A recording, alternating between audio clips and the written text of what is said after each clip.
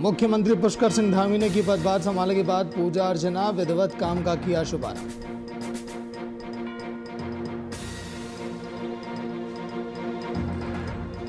स्वास्थ्य मंत्री डॉक्टर धन सिंह रावत ने संभाला पदभार। विभागीय अधिकारियों ने दी शुभकामनाएं। बोले, कोरोना काल में केंद्र और राज्य सरकार के कार्य सराहनीय।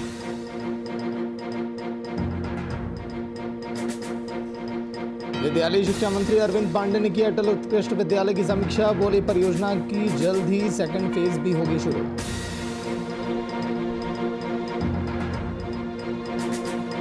सितारगंज में महंगाई के खिलाफ कांग्रेस का प्रदर्शन। राज्य सरकार के खिलाफ जमकर की गई नारेबाजी। बोले, महंगाई रोकने में नाकामयाब हुई सरकार।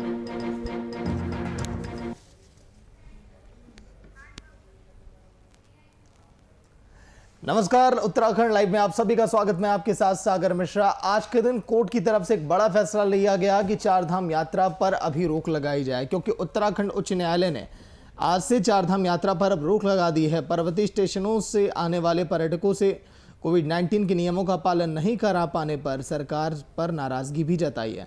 साथ ही पर्यटन पर सरकार से शनिवार और रविवार को कर्फ्यू हटाने के आदेश पर एक बार फिर से विचार करने के लिए भी कहा गया। ये भारी ना पड़ जाए, इसीलिए उत्तराखंड उच्च न्यायालय ने यह फैसला लिया है, रोक लगाई है।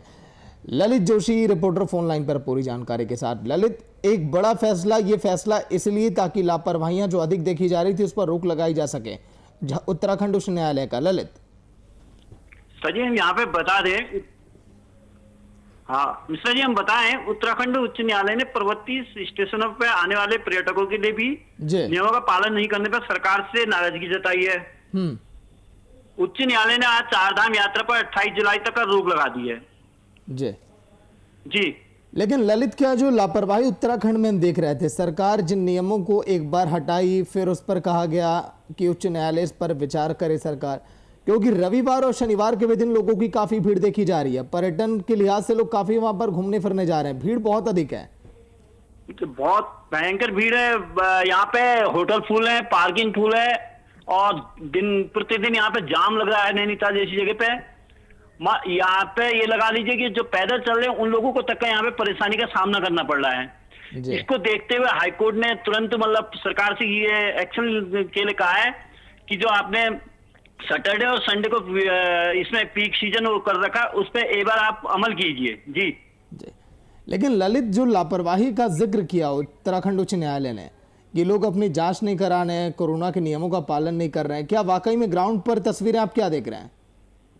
जी, ग्राउंड पे यही है जी, जो उन्होंने कहा है, हाईकोर्ट ने जिस उस पे दिया है उसे है कि लापरवाही तो हो ही रही है, क्योंकि यहाँ पे ना मास्क लगा के अधिक लोग चल रहे हैं और अगर पुलिस वाले उनको टोकते हैं तो पुलिस वालों से उलझ रहे हैं। जी चलिए, शुक्रिया पूरी जानकारी के लिए।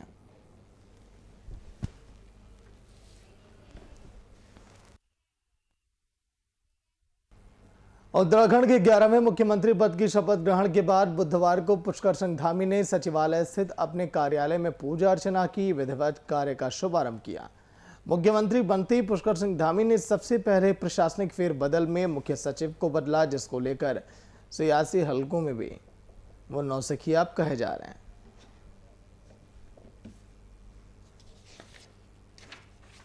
एक बड़ा फेरबदल जिसको लेकर विपक्ष अब आलोचना भी अब कर रहा है, लेकिन 11वें मुख्यमंत्री पद की शपथ लेते ही तुरंत एक्शन में दिखाई दिए।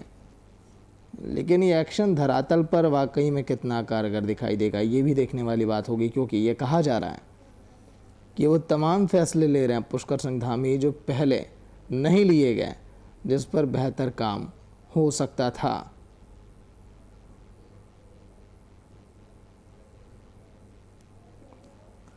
पुष्कर सिंह धामी युवा नेता, युवाओं की पहचान, और क्या इसका बीजेपी को फ़ायदा आने वाले चुनाव में मिलेगा, ये भी एक देखने वाली बात होगी।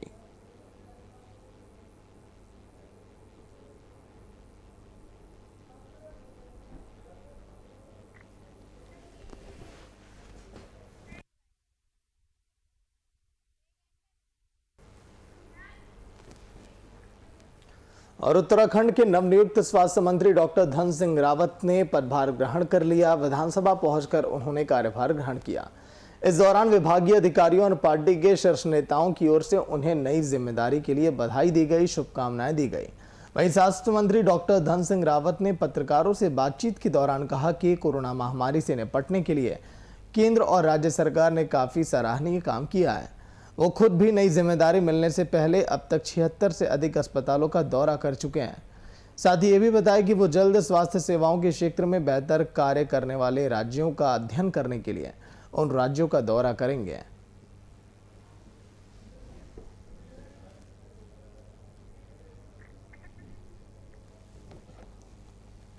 स्वास्थ्य मंत्री डॉक्टर धन सिंह, जिन्होंने पदभार ग्रहण किया, वैश्विक महामारी कोरोना की चपेट में पूरा देश जो दिखाई दिया, उससे लड़ने में कई जगहों पर आलोचना भी हुई, बीजेपी की बेहतर काम नहीं किया गया। लेकिन स्वास्थ्य मंत्री का ये कहना कि हमने बेहतर काम किया, सरकार ने अच्छा काम किया, जहां पर कमियां हैं उन कमियों को जल्द ही हम दुरुस्त करेंगे। लेकिन वाकई में आने वाले समय में क्या उन कमियों को दूर कर पाएगी सरकार? क्योंकि जिस तरह से स्वास्थ्य मंत्री का ये कहना कि हमने 76 अस्पतालों का दौरा किया, वहाँ के हालातों के बारे में जाना और जल्द ही जो वहाँ पर कमियां हैं वो भी दुरुस्त हम करेंगे।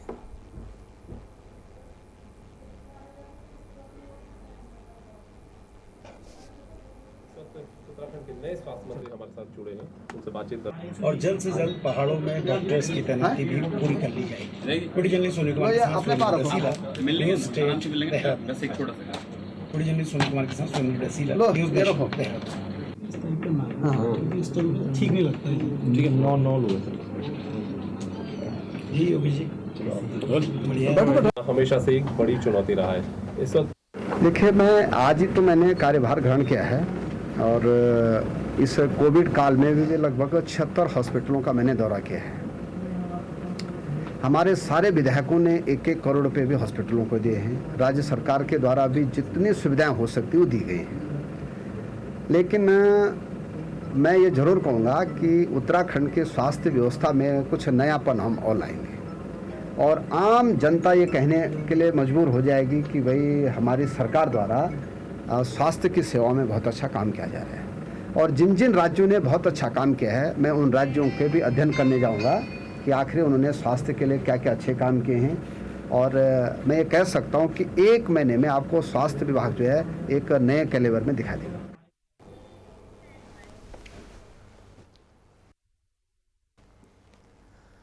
प्रदेश के विद्यालय शिक्षा मंत्री अरविंद पांडे ने विधानसभा स्थित कार्यालय कक्ष में अटल उत्कृष्ट विद्यालय की समीक्षा की। उन्होंने बैठक में कहा कि अटल उत्कृष्ट विद्यालयों के प्रति विश्वास बढ़ाने के लिए विशेष प्रयास किए जाएंगे। इस परियोजना का 2य फेज भी शुरू कर दिया जाएगा और इसके अंतर्गत जितने भी माध्यमिक स्कूल सीबीएसई के मानक को पूरा करते हैं उन्हें भी अब शामिल किया जाएगा।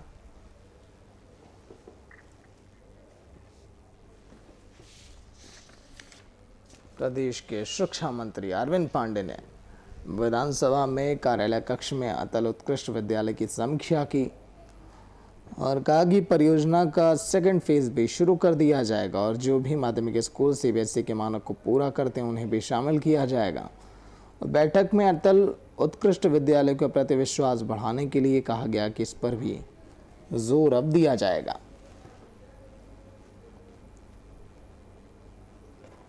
अरविंद पांडे शिक्षा मंत्री, जल्दी 2nd फेज की भी शुरुआत होगी, ये भी कहा गया।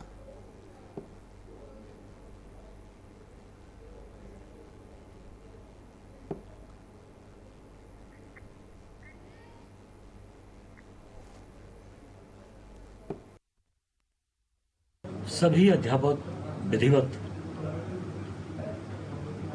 विद्यालय में आए, आना उनका कंपल्सरी है। और जो शासन ने ऑनलाइन पढ़ाने का निर्णय लिया है, ज्ञानदीप के माध्यम से, दूरदर्शन के माध्यम से, चाहे यूट्यूब हो, जियो टीवी के माध्यम से भी, हमारे सेंट्रलाइज जो स्टूडियो हमने बनाए हैं, वर्चुअल क्लास 500 बनाए हैं, हम उसको भी गूगल ऐप के माध्यम से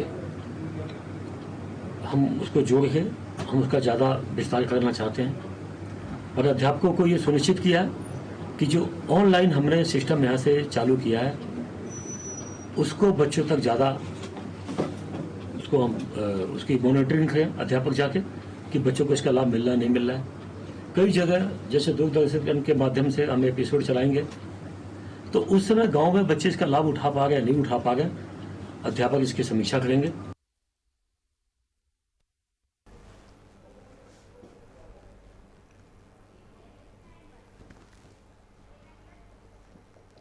सरदारगंज के मुख्य चौक पर कांग्रेस कमेटी के कार्यकर्ताओं ने महंगाई को लेकर प्रदेश की बीजेपी सरकार के खिलाफ जमकर नारेबाजी की और प्रदर्शन करते हुए प्रदेश की सरकार का पुतला भी फूंका है। कार्यकर्ताओं का कहना है कि प्रदेश की बीजेपी सरकार महंगाई को कम करने में नाकामयाब रही है। साथ ही बेरोजगारों को रोजगार देने, महिलाओं पर हो रहे अत्याचार को रोकने में भी सरकार के द्वारा कोई कदम नहीं उठाया गया।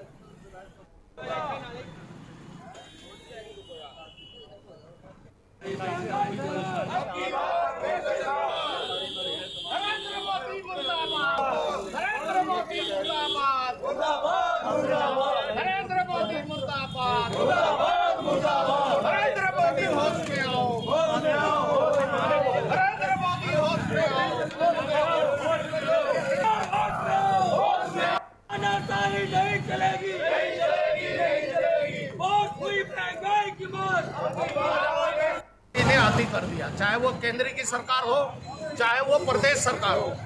तो इन्होंने जिस तरीके से जनता को बर्बाद करने का रास्ता चुन लिया है, आज प्रदेश की सरकार सिर्फ मुख्यमंत्री बदलने पे लगे हुए हैं। इनको विकास से कोई मतलब नहीं है। क्षेत्र के विधायक बड़ी बड़ी बातें करते हैं, वो भी करते कुछ नहीं है। हमारे शक्ति भारम का एक रोड है, आज विगत 8 साल से बन रहा है और मुझे नहीं लगता है कि ये चुनाव से पहले ये भी तैयार हो पाएगा। तो इसलिए आज जनता बहुत परेशान है, इतना उग्र है कि आज रोडों पे निकल पड़े हैं। कांग्रेस के कार्यकर्ता ही नहीं, हर आम पब्लिक भी जो है वो रोडों पे उतर चुकी है। पेट्रोल की महंगाई, डीजल की महंगाई, खाद उपलब्ध नहीं हो पा रहा है। ये डबल इंजन की सरकार जो है फेल है, आज इनके नाकामी साबित हो चुकी है। और 2022 के चुनाव में जो है इनको उखाड़ फेंकने के लिए आम जनता के साथ में कांग्रेस भी रोड पे उतर चुकी है, इनको उखाड़ फेंकेंगे। इस तरह से प्रदेश सरकार लोगों पे अत्याचार कर रही है, लोगों पे तानाशाही राजा बनकर राज कर रही है। जैसे कि आप देख ही रहोगे इस समय केंद्र सरकार में और राज्य सरकार में, जो हमारी सरकार थी जब केंद्र में और राज्यों में, तो हमारे वहाँ डीजल या पेट्रोल जो है 60 रुपये से ज़्यादा नहीं था। मगर जैसे ही पूर्ण बहुमत की सरकार बीजेपी को लोगों ने, गरीब जनता ने दी, और उसी समय जो बीजेपी सरकार है वो तानाशाही जो है उसने रेट जो है तिगुने कर दिए। आज डीजल और पेट्रोल जो है 100 के पार पहुँच चुका है। गैस सिलेंडर जो हमारे राज्य में, जब हमारी सरकार थी राज्य में, तो 300 रुपये था, आज वो 900 पार हो चुका है।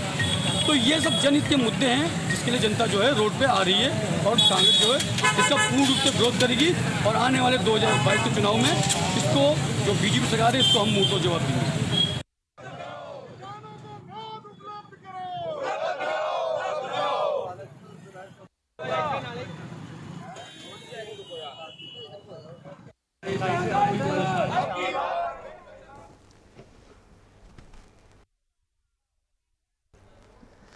बेरोजगारी और बढ़ते अपराध को लेकर आज प्रदेश नेतृत्व के आह्वान पर डीडीहाट कांग्रेस के द्वारा प्रदर्शन किया गया।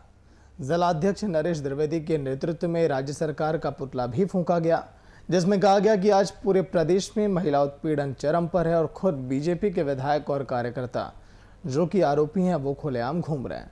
साथ ही कांग्रेस ने बेरोजगारी को लेकर भी राज्य सरकार पर जमकर निशाना साधा है।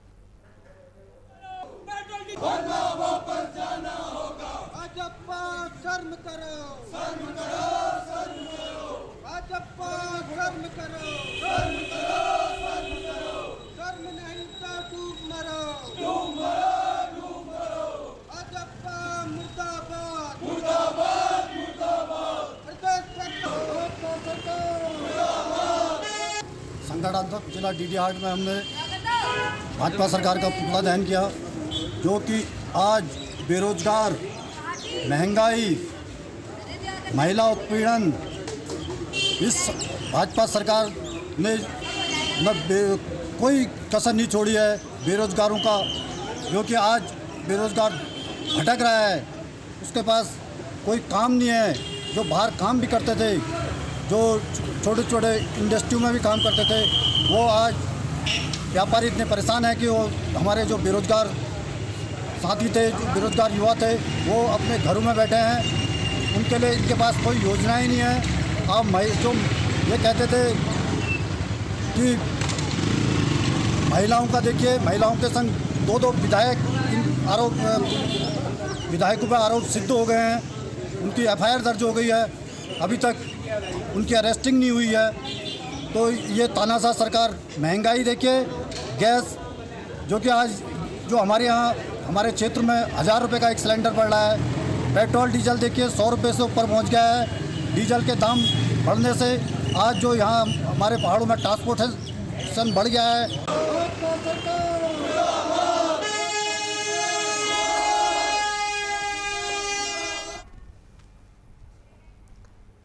बीएसएफ के जांबाज जवान देश की सरहदी सीमाओं की रक्षा के साथ ही साथ पर्वतारोहण अभियान में भी बड़े दमखम के साथ देश का नाम रोशन कर रहे हैं।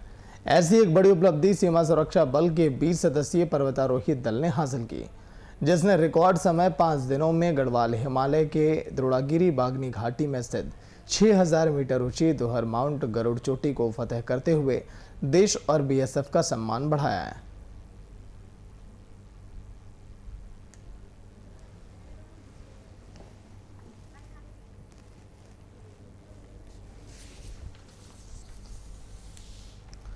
बीएसएफ के जांबाज जवान देश की सरहदी सीमाओं की रक्षा के साथ ही साथ पर्वतारोहण अभियान में भी बड़े दमखम के साथ देश का नाम रोशन कर रहे हैं। ऐसी एक बड़ी उपलब्धि सीमा सुरक्षा बल के 20 सदस्यीय पर्वतारोही दल ने भी अब हासिल की है।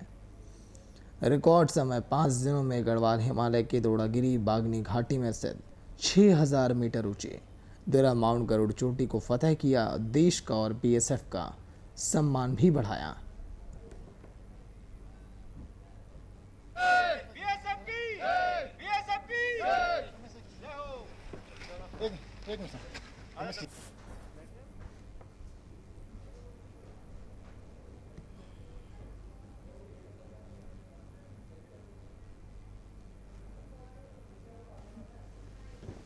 अभी हम लोग जो है गरुड़ पीक समिट कर चुके हैं। पूरी टीम जो है 3:45 पे समिट कर चुके हैं। अभी बीएसएफ और टीम बिहार के लिए ये बहुत अच्छा एक ट्रेनिंग एरिया है, जहाँ पे आपको ग्लेशियर भी मिल जाता है, रॉक क्राफ्ट की भी ट्रेनिंग यहाँ नज़दीक में हो सकती है, और साथ में साथ आइस क्राफ्ट, और फिर आपको नज़दीक में ही पीक मिल जाते हैं। ये जो है खासकर जो माउंटेनियरिंग के लिए और आइस क्राफ्ट के लिए बहुत ही उपयुक्त जगह है, और इसकी हाइट भी अच्छी है, जिसको हम रेगुलरली गेन कर सकते हैं। और इसको सक्सेसफुली हमारे बिहार में आने वाले टाइम में भी हम इस एरिया में जो है एडवांस टीम को लाएंगे और यहाँ पे ट्रेनिंग करवाएंगे। भारत माता की जय! भारत माता की जय! आपदा प्रभावित ऋषि गंगा घाटी रेडी के प्रभावित परिवारों को विस्थापित किए जाने का मामला सामने आया। सुबाई गांव में विस्थापित कराने के प्रशासन के फैसले पर रेडी गांव के ग्रामीणों का कहना है कि सरकार उन्हें कहीं ऐसी जगह पुनर्वास दे जहां विस्थापित होने पर उनको गांव वालों के आक्रोश का सामना और विरोध न झेलना पड़े। दरअसल सुबाई गांव के ग्रामीणों ने अपने यहाँ विस्थापन देने पर जन आंदोलन सहित चुनाव बहिष्कार तक की धमकी सरकार को दे डाली। ऐसे में रेडी के आपदा प्रभावित अपने जख्मों और नमक उस पर नहीं छिड़कना चाहते, इसलिए उन्होंने प्रशासन से कहीं और जगह पर विस्थापन देने की बात कही है।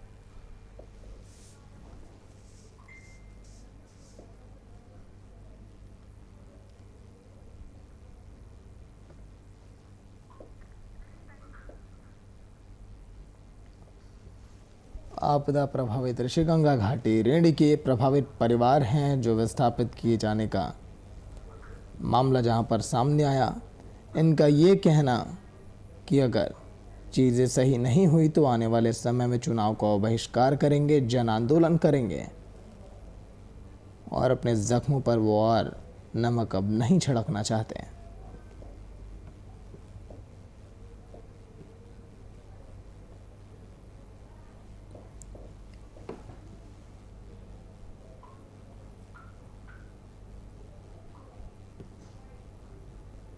ऋणी गांव के लिए सरकार ने पुनर्वास के लिए सुवाई गांव चिन्हित किया है और सुवाई का कहना है कि वहां पे उनके लिए खुद ही चारा पत्ती के लिए जगह नहीं है और वो पूर्ण रूप से इस पुनर्वास पे ये बहिष्कार कर रहे हैं।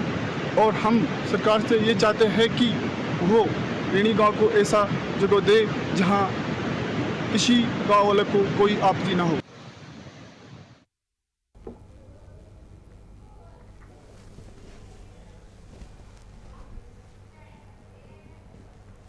जिला नैनीताल में मूसलाधार बारिश के चलते नहरों नालियों के बंद हो जाने से पानी सड़कों पर आ जाता है, जिसके लिए जिलाधिकारी धराज सिंह गारब्याल की कोशिश के बाद भी ये परेशानियां वहां पर रहती हैं। लंबे समय से लंबित हल्द्वानी के नहरों की सफाई वहां पर शुरू हो चुकी है।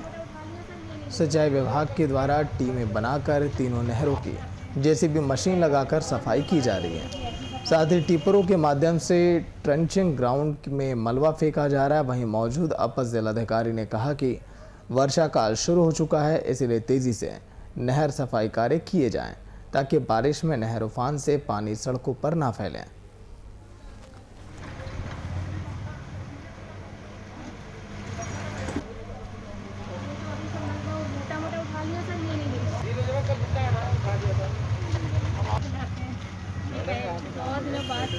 वर्षों से नहरों की सफाई नहीं हो पाई थी, इसकी वजह से बरसात में नहरें ओवरफ्लो करती थी, चौक होती थी, इससे पूरे शहर जो है वो जलमग्न होता था। तो इनकी सफाई के लिए एक बैठक जिलाधिकारी महोदय द्वारा बुलाई गई थी, जिसमें सिंचाई विभाग द्वारा अवगत कराए गए कि उनके पास सफाई का कोई पैसा नहीं है। तो तत्काल डीएम साहब ने इसमें धनराशि स्वीकृत की है। इसमें प्रथम चरण में ये जो नहर आप देख रहे हैं नवाबी, ये यहाँ से नवाबी रोड तक, निगम से नवाबी रोड तक हमारी पहली सड़क वाली नहर और नीचे मंडी से लेकर लालकुआं पर जो सड़क नहर जा रही है उसकी सफाई हो रही है। और सेकंड फेज में भी जितनी भी नहरें हैं उन सबकी सफाई की जा रही है। तो इसमें आप सफाई में देखेंगे कि जो मलबा निकल रहा है इसके थोड़ी निष्पादन एक नगर निगम को कहा गया था और नगर निगम द्वारा अपना पूरा प्रयास किया जा रहा है। 3 बजे बाद नगर निगम के स्तर से अपने वाहन लगाकर इनका मलबा का उठान किया जा रहा है, जिससे कि यातायात ज़्यादा प्रभावित न हो और जनसुविधा बनी रहे।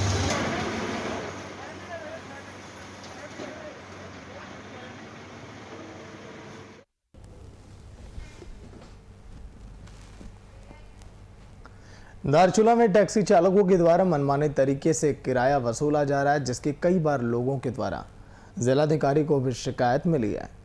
आज इसी संबंध में उप जिलाधिकारी अनिल कुमार शुक्ला ने टैक्सी मालिकों के साथ बैठक की। बैठक में एसडीएम ने टैक्सी यूनियन से 3 दिनों के अंदर सभी मोटर मार्ग पर प्रति किलोमीटर के हिसाब से पुराने दर पर ही रेट तय करके किराया सूची जारी करने के निर्देश दिए हैं। वहीं बैठक में छिपला केदार टैक्सी यूनियन के अध्यक्ष केशव सिंह धामी ने भी इस कोरोना काल में यात्रियों से अधिक किराया न लेने की अपील की है।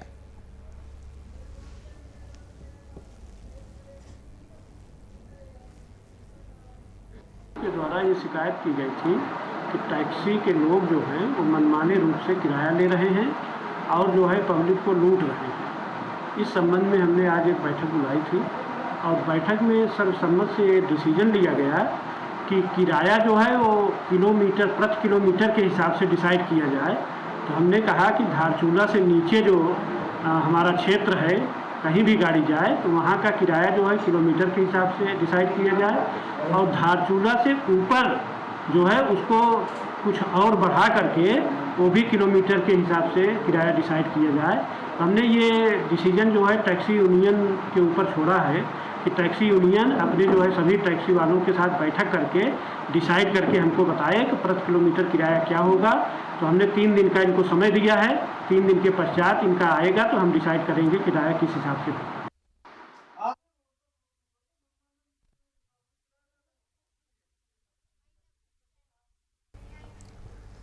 तो चलिए इसी के साथ उत्तराखंड लाइव में इतना। देखते रहिए VIP न्यूज़। नमस्कार।